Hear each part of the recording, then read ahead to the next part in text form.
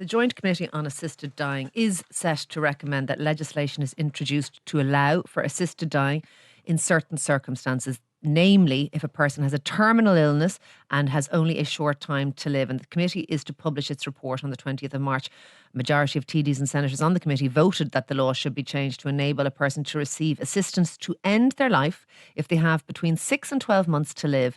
And this would primarily apply to a person diagnosed, Shane, with an illness or medical condition that is incurable, irreversible, progressive and advanced and will cause death within 6 months. The time limit is probably going to be about 12 months for neurodegenerative conditions. The other thing that has to be in there is that a person is suffering in a way that is intolerable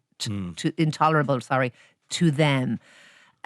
This is a big deal, and this is serious stuff, Shane. What do you make of it? Look, I have huge compassion, and obviously everybody has huge compassion for people in those circumstances.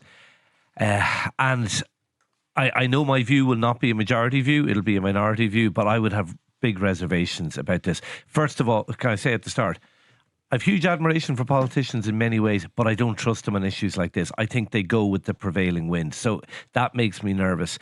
There are restrictions there, and restrictions seem, it's restricted to 6 to 12 months. You have to have a terminal illness.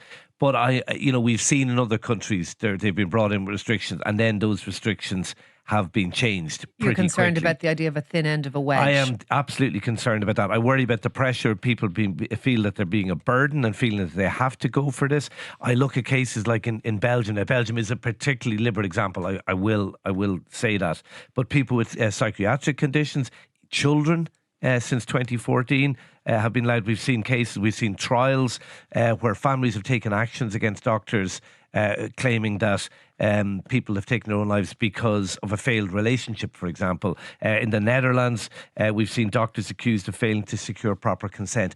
It just all makes me a little bit nervous. But can I stress again, I do have huge compassion for people in those situations. I know you well enough to know that you would. How about you? I have travelled a journey on this one.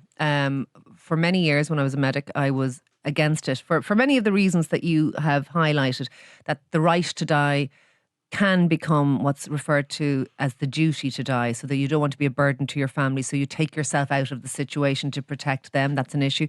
I absolutely do worry about assisted dying for people with mental health difficulties, things like paralysis or major trauma.